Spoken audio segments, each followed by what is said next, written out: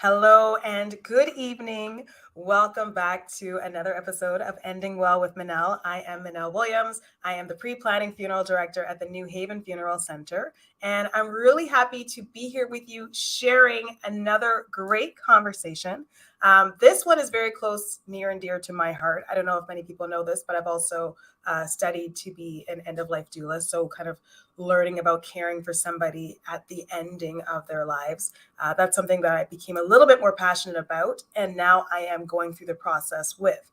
So for me, this conversation is close to home because I'm currently helping to care for my father, who is going through the process with Alzheimer's dementia. So as a caregiver, this is something that we have gone over. Oh, I have to confirm, but Nicole and I have gone over together. We have talked about many times. I have phoned with frustrations. So I'm really happy for us to bring this conversation to you, for you to join the conversation with us as well as we talk about what it is to be a caregiver, how to support each other, and how to care for ourselves as caregivers. So without further ado, let me bring my wonderful guest to the forefront. Hi. Hello. Hi, welcome. Thanks for having me, Minnelle. This is awesome. Absolutely. I'm very happy to have you. Did you put them in? You did? I did. Can you hear me? It is. It's a little muffled for me. Okay. Let's see if we can try perhaps without. We were doing some testing before. I'll do without. Welcome to technology and today. So while we're getting here, when did we meet? We've done a live before. We've done probably the first, I think you were the first guest on Ending Well with Minnelle when we were on Instagram. Better? Yes, that's perfect. That's perfect. So this is our round 2, adding to the conversation and moving forward. This is Nicole McFarlane of Concierge. Can you please introduce yourself to the people? Oh, can you hear me? Can you hear me, Minnelle? I can hear you. You cannot hear me? Okay, wait, let's see what's happening. Uh-oh. I think, because you were listening to me on the Bluetooth. And now that you're not listening to me on the Bluetooth, oh Lord. Don't worry, we're going to be okay. Hold on. Let me do a little message. Okay. Can you hear me? Let me see if I can send her a message. Because she's probably still listening to the earpods.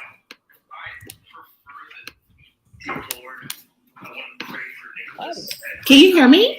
I can hear you perfectly. You can hear me? I can't hear you. No? No. I'm unmuted. Are you still listening through the earpods? Yeah, I can't hear you. Try logging out and then coming back in to see if it will reset. Okay. Yeah.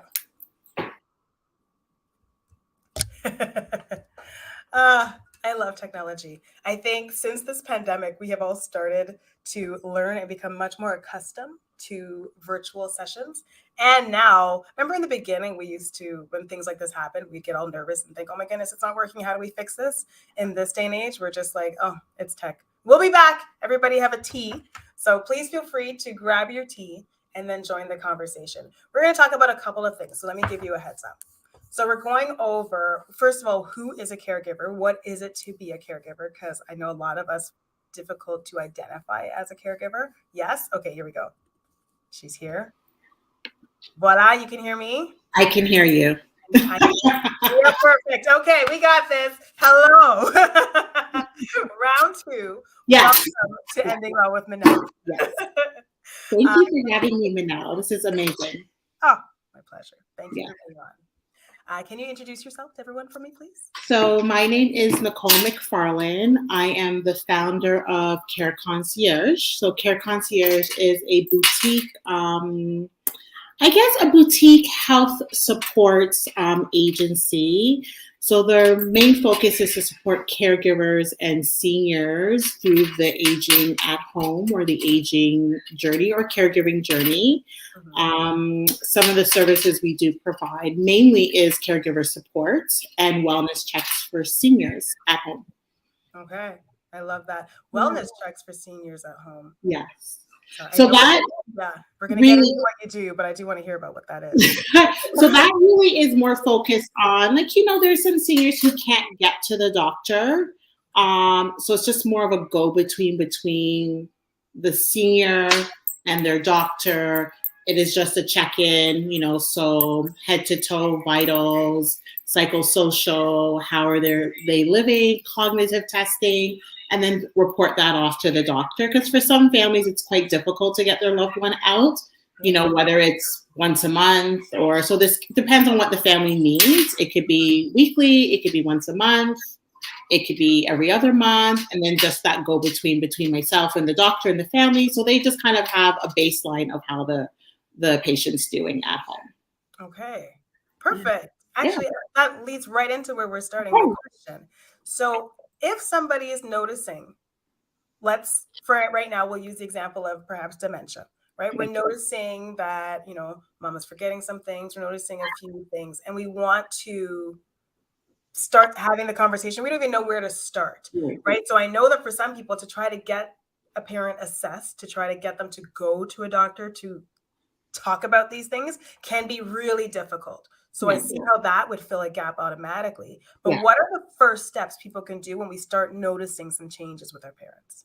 I think one of the first steps is to, for yourself, actually acknowledge that these changes are taking place, because it is really difficult as children, grandchildren, to kind of see the differences. And sometimes the changes are slight and they're very subtle, but in time they become more evident. So it's actually to acknowledge that, maybe mom or dad or grandma is not doing things as they once were, and then actually documenting it. Because, we have a lot of things happening in our heads, right?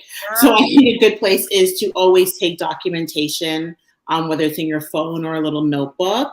So that way you're recording some of the little instances that you have noticed, and bring that to the healthcare practitioner, whether it's their doctor or nurse practitioner, and say, hey, this is what I'm noticing. But prior to that, it might even be a conversation with your loved one and asking them, have they noticed any differences within themselves? Usually the answer is no, they're fine. And that's okay, because it's a very scary, it's a scary time for them to acknowledge that something has changed, right? Because all these floods of emotions and feelings come with that, like, oh my God, like my independence is going to be taken away. I don't want them to know. They become like, it's just a mixed bag of emotions. So I would say, ask them where they, if they've noticed anything. And if the answer is no or yes, the next step is to the healthcare practitioner and have that conversation. Then they would be able to guide as to what's next. Yes. I think what you're saying is perfect. I remember one thing I will add is to be open to hear from other people as well. Because a lot of times we see, we've got the you're perfect goggles, I don't see anything different. Because I remember people used to tell me, I noticed some changes. And I was like, oh, no, that's just fine. It's travel, just deny, because you don't see it. Yeah. But someone else looking from the outside in might see what we're not seeing. So being open to that and not biting their heads off, so they don't want to tell us anything else again. Be really important. And sometimes with that, because we are actually in the situation and living with it all the time, it is our everyday. It is hard to see what is outside of our box, right? So sometimes you do need someone who maybe sees that individual once a week, once a month, to say like, hey, have you noticed X, Y, and Z? Or when I took mom, I noticed something weird. Did you notice that? And it might prompt to be like, oh, no, I didn't. But you know what? Maybe now I'm going to pay more attention to it. Okay, perfect. Okay, let's talk about Dr. Google, because we know our first thing that we do when we get a diagnosis, when we start seeing something. So now we've heard from people, okay, I noticed something. I'm going to jump on Google and look to see, what does this mean? What does this mean for me? So what if we're searching anything, what do we search? And then how do we go to the doctor rather than the Dr. Google? So here is the thing about the lovely world of the internet. I feel like it is it's an amazing place to start, right? But you can quickly go down this rabbit hole and self-diagnose and work yourself up into a frenzy, and you're just a complete wreck before you even get to see the doctor for them to even tell you something is wrong. So I think I usually try to suggest to people to avoid it as much as possible. But I know curiosity kills the cat, right? And I know like that's like just saying like, okay, go ahead. Like I may as well just tell you to go. So I tell them take that information with a grain of salt, right? Like maybe kind of look at it high level, like, so dementia, what is it? And then kind of like, okay, what do I do next? You know, just take out maybe some key points from your internet search, but don't do the deep dive of worst case scenario and what happens and all, because before you even have spoken to your healthcare practitioner, it can actually create a lot of unnecessary stress that one does not need as they're just actually starting this journey. Yes. Yeah, absolutely. Absolutely. The joys of doing these things online, doing our searches and all the little notes, the same notebook, you know, where you're taking track of what changes are happening in mom or dad or whoever it might be. The same notebook, I had my little Google findings and options and alternatives as well. So what to do, what not to do. Well, this worked, that didn't work. You should do this. You got kind of, and then again, your loved one is different. You are different. Your home situation is different. So it's not a one size fits all, right? So this is why I say just take what you can from it, little bits of it, and then speak to the professionals to kind of help guide you to the next steps. So we have that, and then online, we're talking about like speaking to professionals, but then I'm just going to jump here, like also thinking about groups. You know, like I know a lot of people find different Facebook groups. There are a lot of associations. You can go to the association website. There's lots of support there as well. Do you find those to be a good next step? 100%. Yeah. 100%. I think what a really great thing that came out of COVID were the creation of groups, MS Teams, Zoom, and because people couldn't interact in person, this was the next best thing. I love a Facebook group. I'm in all kinds of groups. And the thing about the groups, they can be really niched down, right? So you can be, your search can be very specific. Black caregiver, taking care of someone with dementia. And then you find your own little community within that group all over the world. Right? And you develop these relationships, these connections, and these people literally show up for you, not in person, but they are there for you virtually, right? So I love Facebook groups. I think it's the next best thing to in-person groups. But again, you have to take everything with a grain of salt, right? Like not everyone's situation is your situation. It's not a one size fits all. But it is a great, absolute great resource next to being in person. Because I also know some people can't get out in person due to the fact that they're caregivers. Yeah, we're busy. We're busy, right? So who can go to a group session all the way downtown Toronto for 90 minutes from 7 to 9? The next best thing is to jump online if there's a Zoom or connect through a Facebook group if there's some sort of live happening. That's another way to stay connected and involved and create community and find your community. Absolutely. Absolutely. Okay. Okay. For the Facebook groups, here you go. Facebook Club plug. Do you have one? Do you have a Care Concierge? It's something that I'm actually going to, I am going to start because there is value in talking with others. Yes. Yeah. Right. And here's the other thing with the Facebook group. Sometimes people are not comfortable in sharing with their actual loved ones, like their family members, like who you would consider their support system. They don't want to share. So it's almost easier to share with someone who you actually don't know and who doesn't know you, right? And you're kind of living behind the camera online, right? So I think that's why it's an amazing resource. Yes. Or if you're one who doesn't even know the words to share. But for Absolutely. those people, because there's always people who are on the group who are willing to talk and share all of their Yeah. thoughts and everything.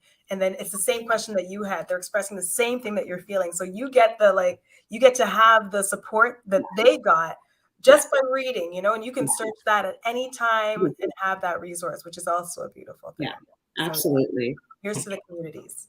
Yes. Yay. Virtual communities. Because I also feel like we're not, to be quite honest, if anything I have learned personally and professionally out of COVID is that we're truly not meant to do life alone, right? We are better together. And groups is another way of doing that. Finding your support, finding your community.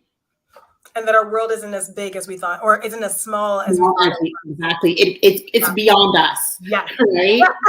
Other people who are going through the exact same thing and have the exact same worries, and you can connect and bond on those feelings. Yeah.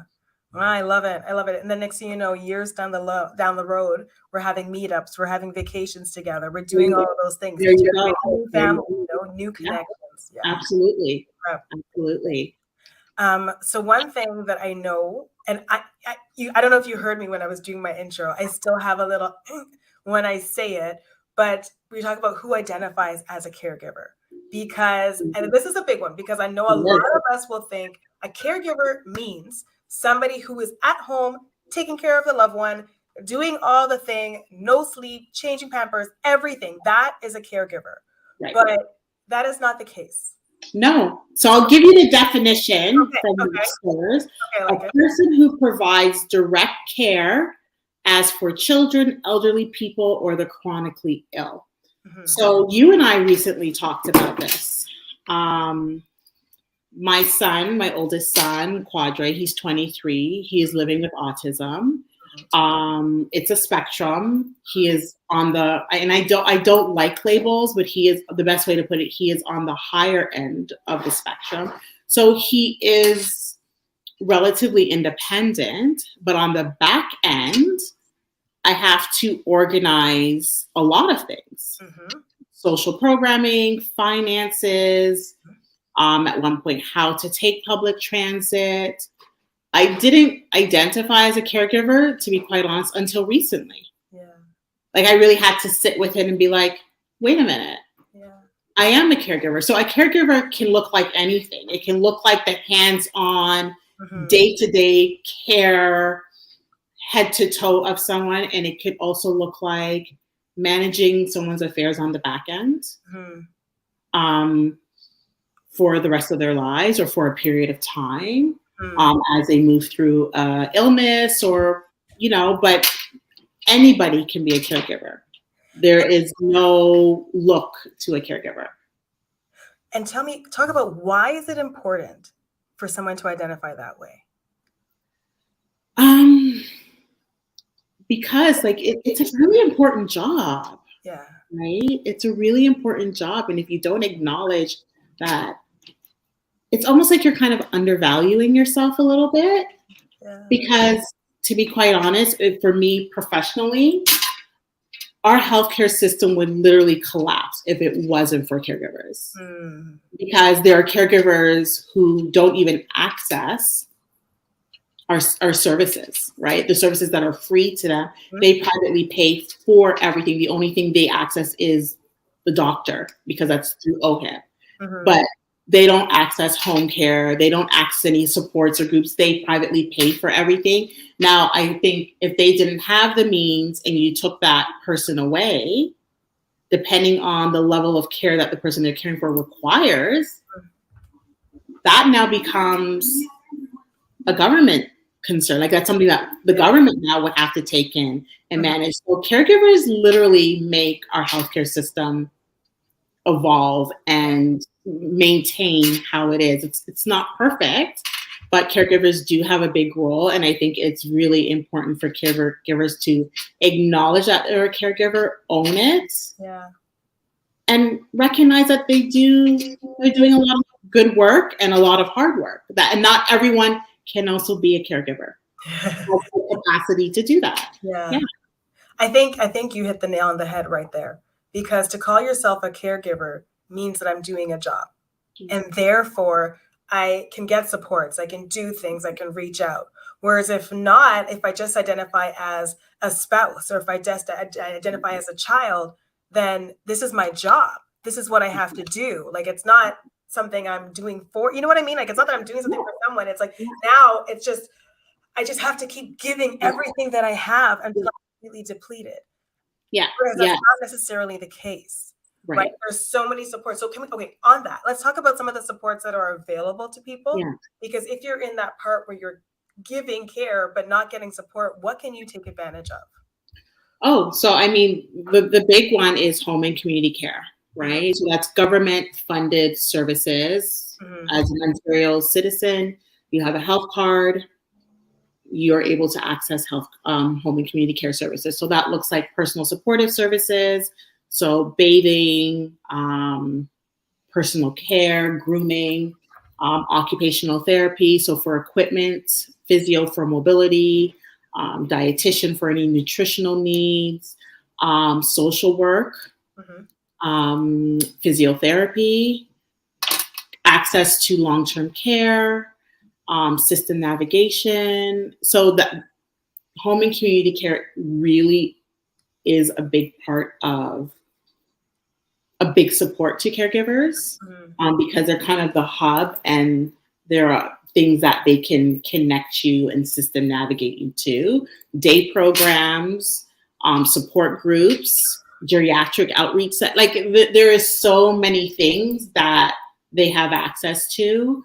And then there's also like the smaller associations. So like the Heart and Stroke Foundation, the Alzheimer's Society. And then you got your community organizations like in Durham, we have, oh my God, my name, they're escaping me. Carrera, like they are a community hub and connect to family health teams, any services or programs in Durham. So each area has like their own kind of resources, but like home and community care is kind of the hub of that and connecting you to those services within your local area. Okay. The list is great. Like, first of all, there's so much support out there. I feel like it's like grants, where there's just so much money available, but people don't know how to access it. Yeah. So I hear your list, and me thinking about myself a couple of years ago, I can feel it. I can feel it coming up in me. 100%. So many people to contact. Where do I even, we talk about the first call. Okay, we call the doctor. How do we get connected to the branch? Right. Or the Google search. So it depends on what it is, right? So if we're talking Alzheimer's, so you see the doctor, you recognize there's a concern. The doctor will say, you know what, we're going to do a referral to the geriatric assessments, so they will do an assessment. It's usually a couple of hours in length, and then come up with a diagnosis. And then from there, they will explain to you as well what services are available in the community. So whether it's home and community care, privately funded services, public funded services, support groups. So it just depends on kind of what it is. Like, so if you're even, like I've had patients who are living with chronic kidney disease. So there's the Kidney Foundation, right? And they have their own resources and support. So it just really, I think there's supports for every diagnosis out there. You just have to find it. But typically the best place to start is your doctor.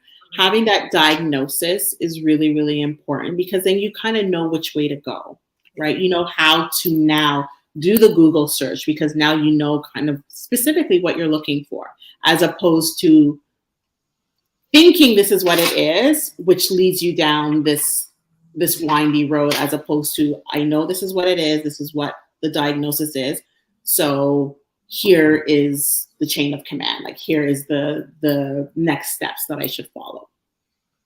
Okay. I like that. I want to acknowledge that, like, I started off with my example, so we're talking about seniors care.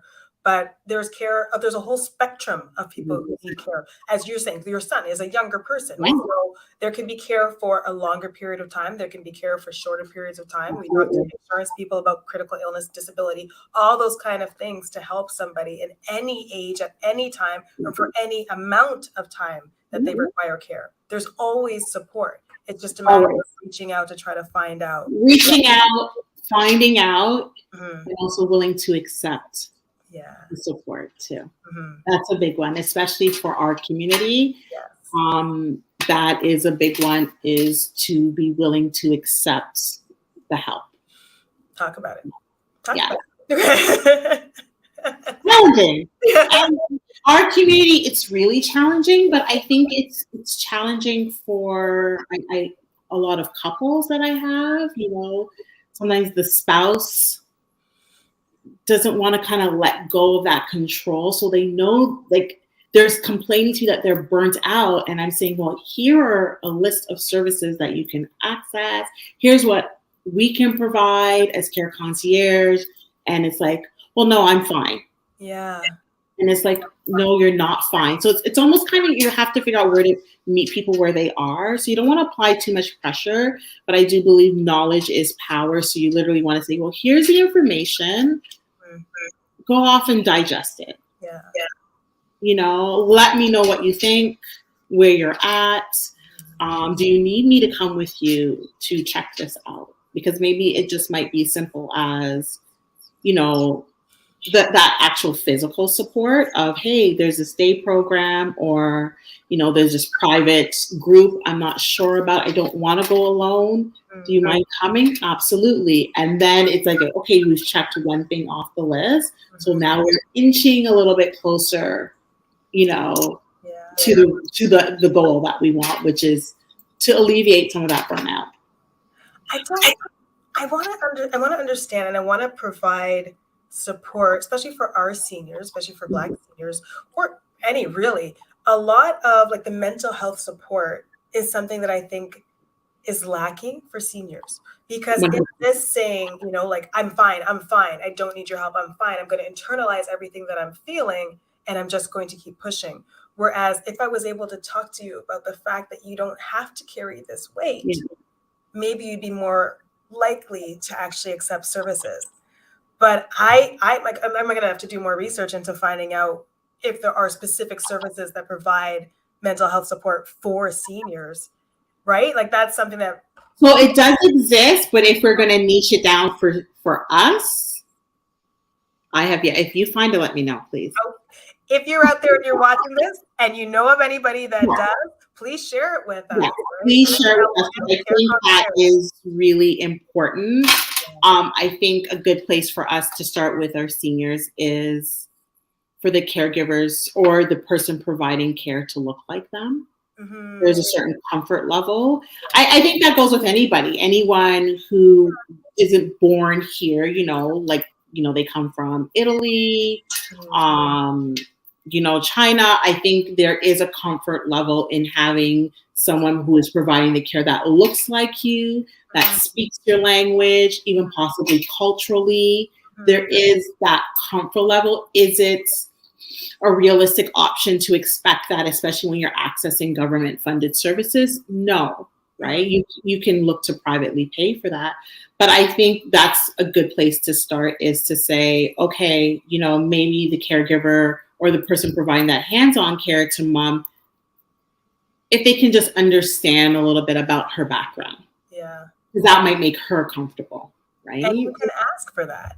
A lot of people feel uncomfortable asking for it, but ask for the care that you need, right? Whether it's provided or not, we'll see. Yeah, and sometimes, to be quite honest, I also feel very strongly that good care is good care, no matter what culture, race. Mm-hmm. And I think sometimes it is just having that conversation with the supports that are coming into the home, just giving them a little bit of a background about the person that they're caring for, so that they can have a deeper understanding of who they're seeing, and then how they can kind of cultivate their care plan to best meet the needs of the person that they're caring for. Yeah.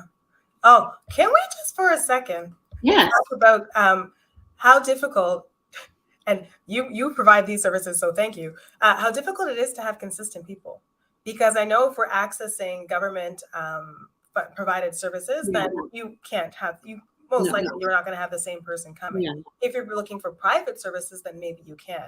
But Absolutely. especially when we're talking about seniors, especially, well, not even seniors, anybody. If somebody's coming in, oh, I'm so sorry. If somebody is coming in, you know, to change my bedpan, I would hope, if it's at all possible, it would be the same person. So, you know, them and I, we can start to get a little bit familiar rather than constantly having a new person. So what are some things, maybe, you know, like some things that we can do if it's different people coming that can kind of break down that barrier and help us feel a little bit more comfortable with somebody new entering our space yet again?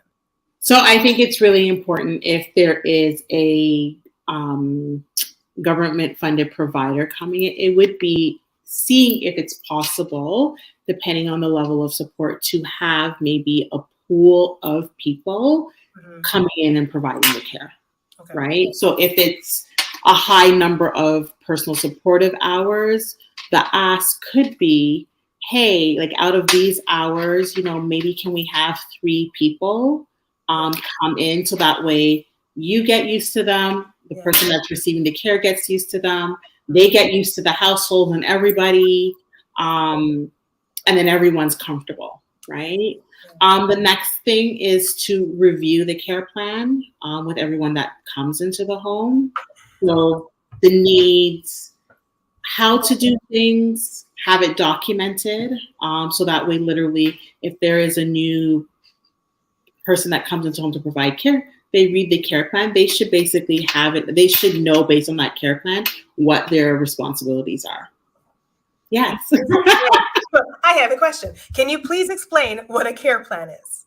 A care plan basically acknowledges the care of the patient, like what needs to be done. So whether it's, you know, bathing, dressing, it acknowledges the type of mobility. Do they require mobility aids? Do they need a hearing aid? Do they have issues with their vision? How to demonstrate, how to like execute the care? What are you doing? You know, so we're here for personal care. Okay, in that, what does that look like?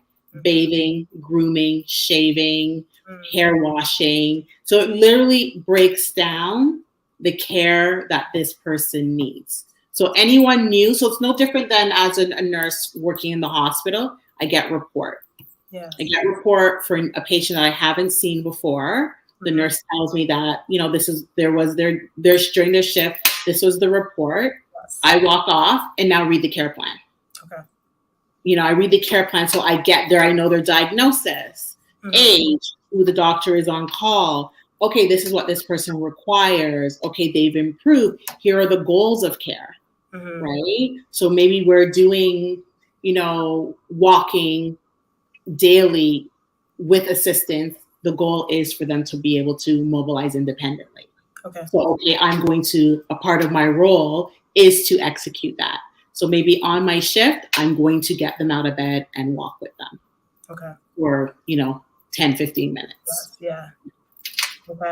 Can the care plan also include the personal items? Like they like to be spoken to this way.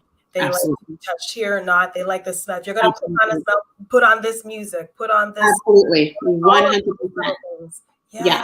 The care plan is essentially your insight to that person, their care needs, and also their care goals. And the care plan can change. To be quite honest, a care plan should actually be reviewed every few months if the person is stable.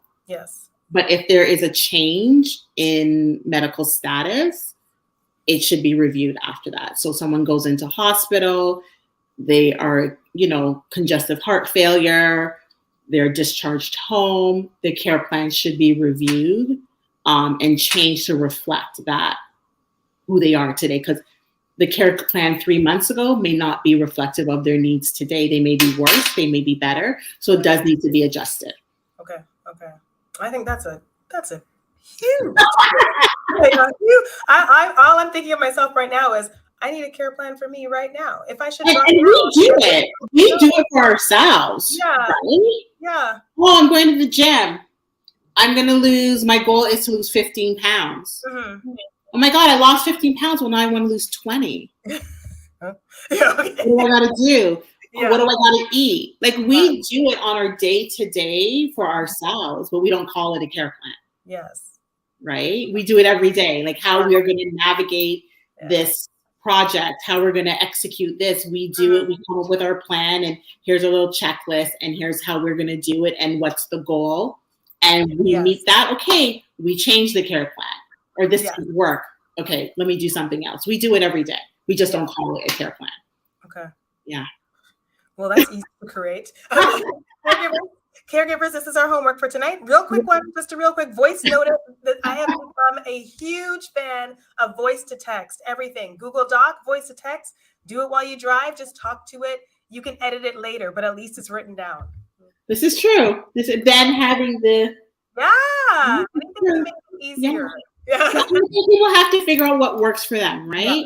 There are people who like and I think if you have care coming into your home, you should have a notebook. You should have a centralized binder, medication list, their care plan, contact information, allergies, all those things should be centralized for anyone coming into the home. They should be able to access that. But for your own personal self, yes, the person's medication list should be in your phone. Hopefully you don't lose your phone, right? But you can, do whatever works for you. And if you are up with technology, use it. If pen to paper works for you, write it down. Okay. This was good. That's my little tip for me. Let's talk about having preemptive conversations with our families. Okay. So now nobody's sick. We're blessed. Everybody is healthy. We're here right now, but life in a minute. So having these conversations now, and I mean now, is imperative. So talking to our family about in-home care versus going into a home. So for me, what I'm thinking when I'm having these conversations with my family, like what would you prefer?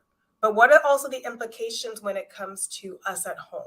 Because I know I was talking to one of my girlfriends about this, and having the loved one in the house and passing in the house created a lot of strain on that place that should be the sanctuary. Absolutely. But their wish was to be at home, but you're not thinking about how it affects everybody else. So how do we navigate that kind of conversation? And that's such a great question. Advanced care planning is essential. So that consists of power of attorney. Like, who do you want to make your decision when or if you cannot? Yes. Right? What are your wishes? Do you trust this person to execute your wishes? How do you want to, if you have a stroke and you're no longer is that okay for you? At what point do you want your family to consider long-term care? Right? Would that be an option? It is very important to have these conversations when you don't have the stress, when you're not in a reactive mode. Yes. Yeah. Right? And it's hard for everyone to have these conversations because you're literally planning for worst case scenario. Yeah. But it's realistic, right? That is the world we live in. Anything can change in 1 second. Your entire world as you know it can change tomorrow. We just went through that as a society. We did. And I think it's imperative to have these conversations when you're not under stress. And sometimes you will need to have these conversations more than once because not everyone is receptive to these conversations. So you might have to start in small doses and work your way up to the end goal of understanding what this person wishes would be if they can no longer care for themselves or if they can no longer speak for themselves. What would they want to have happen? And you hope that these things are documented. So whether it's, your power of attorney and have that actually living document, meeting with a lawyer to understand, the finances, right? Because if you own a home, if you have stocks, you have bonds, you have liquid cash, whatever that looks like, how do you navigate that? Yes. Like, from my son recently, 2 weeks ago, I went to basically an estate planning session. Mm-hmm. And I was blown away because there are things that I really did not even consider in regards to his future if I'm not there. Right? Yeah. Who am I going to put in charge to help him navigate this world if I'm not here? His brother's too young. Yes. His sister, she's there, but she also has her own children, right? So it's trying to figure out, gosh, like, how do I navigate this space, make these decisions while I can in his best interest? I think the worst thing for a lot of my families is when they wait until something happens. Yeah. And so you're dealing with the stressor of the situation. And then on top of it, now they got to make these big, hard decisions. Yes. Yeah. Filled with so much emotion and pain, and they don't know what to do. Yeah. Running to lawyers, trying to get paperwork signed with days, the amount of stress that can be put on somebody at that time. Yeah. Yeah. So I really encourage people to have it beforehand. Ask your parents, hey, do you have a power of attorney? Like, who is it? Do you have a will? Do you have life insurance? Dad, what would you want? Like, if you are not able to make decisions, what do you want? Like, do you want to go to a nursing home? Yeah. Do you want to stay at home? And what does that look like? Do we have financial means to provide care for you at home? Because it's not cheap. Because it's not cheap. Nothing's cheap. Yeah.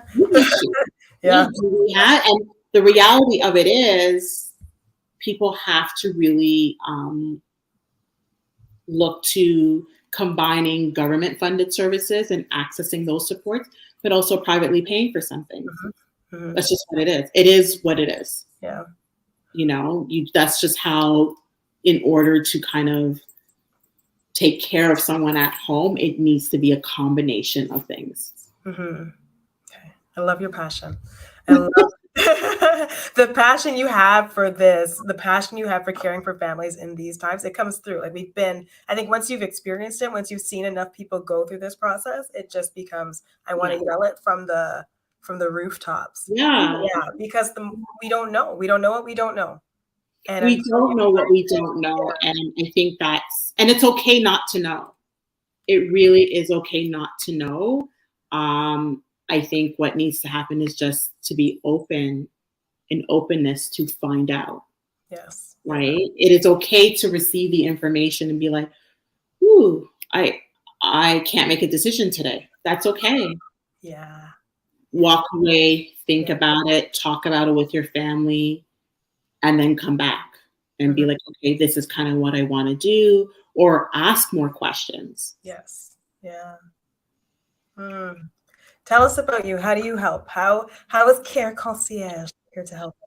So a big part of it is really supporting the caregiver, having them, teaching them to cultivate time for themselves while still managing all the other stuff that comes with being a caregiver.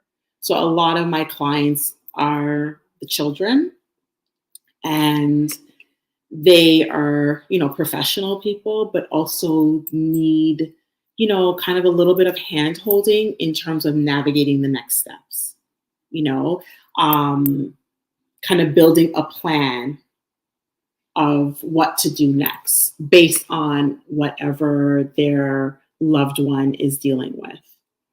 I think you're frozen. Can you hear me?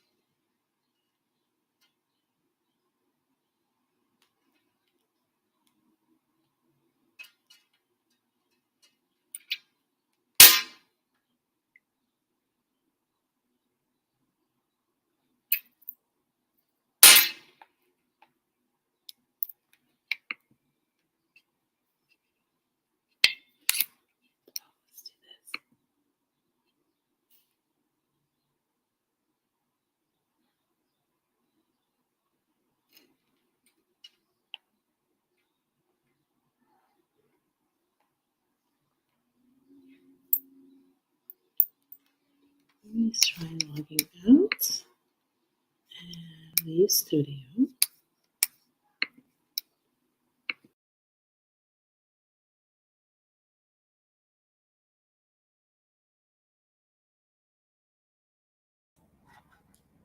Okay, we're doing this. Yeah, sometimes it happens like this.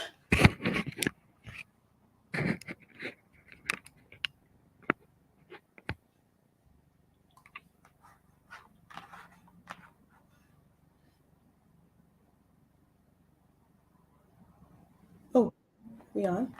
You see me? I think so. Sorry. Oh no, we're not going to do this. Hold on.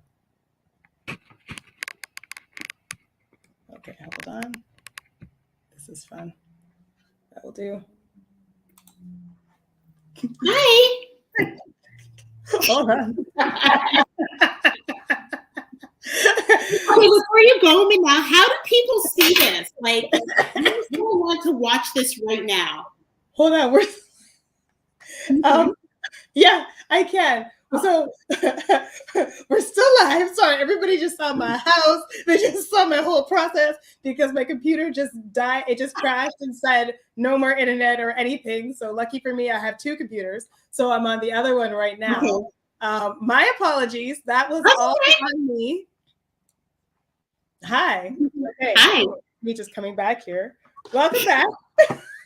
One of those days you're just like, and this will be edited in post-production. Okay.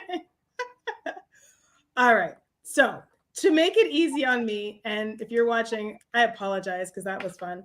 Can you please tell me again? We'll just start again and talk about Care Concierge. What did you ask me? Just about because that I'm like, we're at the end. We were just going over who is Care Concierge, right. How can you help people, and right. I ended. It just cut. Okay, so it just really depends. So my typical client looks like someone that I journey with anywhere from maybe 60 to 90 days. Okay. It can look like, maybe someone coming home, their loved one coming home from the hospital, and they just kind of need that little bit of support at home just to kind of organize everything. So let me start. I service Durham region, in Durham region only for now. Yeah. So Pickering, East, Ajax, Whitby, Oshawa, Curtis, Bowmanville, Newcastle, all of that. Mm-hmm. Newtonville. I know, right? I know. I know, small little town. Yeah, okay. Anyways, so, you have a loved one, maybe they went into hospital, they had an extended hospital stay. Now they're coming home. You went through the whole discharge plan. They're coming home and, they're coming home to mom and that's it.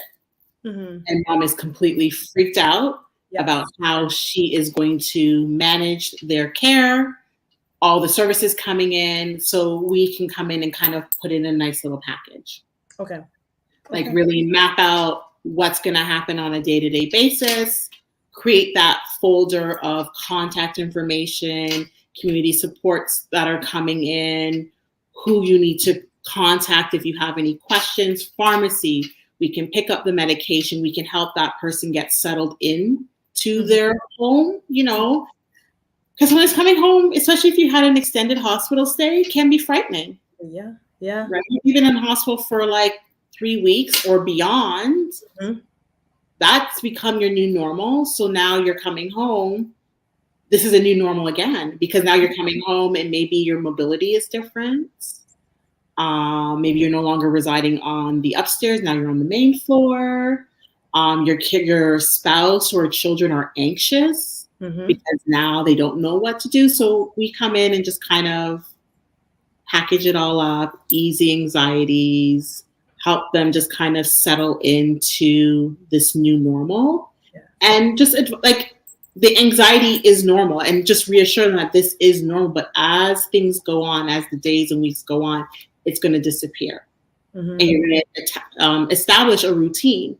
So the job for us is not to be in there forever. Is to just really short term and then get out. And we're always there if they need to access. And it's to also help. We also help with those advanced planning conversations, how to start. A lot of the questions they get, like, my mom is not really receptive to, discussing a power of attorney. You mention it, she thinks like we're her to die, and it's just like, so it is meeting that person where they're at. And what do they understand about advanced care planning? And sometimes it's really just taking away all those big words and really saying, hey, we just want to plan for the time when you may not be able to take care of yourself. If that happens, that may never happen. And if that never happens, we are good. Yes. Fantastic. That's actually what we want. Yeah. We don't want that to happen. Yeah. But let's say it does.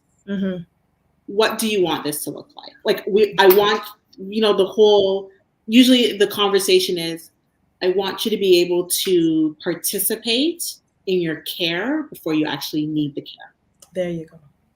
There you go. I want you to advocate for yourself now because you can. And let's talk about what your wishes are. Let's dispel some myths. Let's talk about the anxieties or the concerns you may have. Let's lay it all out on the table, have open, honest conversations. Sometimes those conversations are also in private. So maybe I may talk with the care recipient and, be their support in talking to the caregiver. Yeah. Kind of that bridge. So a lot of the work we do is more supportive, if anything, is to support them through this journey. Okay. So basically everything we talked about tonight. Where the support. Go to, where do I start? Call. Overwhelmed? Call. Any of them. Yeah. Absolutely. And in that, reminding the caregiver that you need to take care of yourself. Like this won't work if you're not taking care of yourself. Yeah. So maybe when, maybe asking, once a week for someone to come over to sit with your loved one while you go for a walk or go to the gym or go to the spa or, I've had families who were completely overwhelmed and accessed some overnight respites. And it was the gift that they didn't know they needed to themselves. Absolutely. Like they were so anxious about doing it. And the moment they did it, they're like, Nicole, like I didn't know I needed this. And then it became kind of habit forming. Like it was so amazing to see like, oh, my son is getting married. So now I can actually go to the wedding. Yeah. Because I'm going to send mom there for 4 nights. And I can go to the wedding. It's out of town. And I know that she's okay and all her care needs are met. And I can be an active participant. I can be the mother of the groom. You can have those memories. So it's more supportive and pointing people in the right direction. Can you let everybody know where they can find you, please?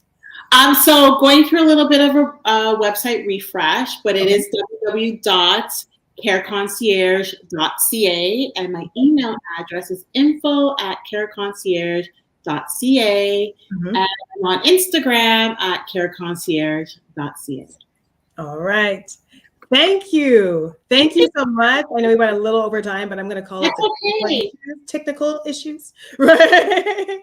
And to be quite honest, what I would love to see is, and my thinking is like in the fall to have like community support groups, like meetups, like forums. I don't know, not lunch and learns, but whatever, where people can come.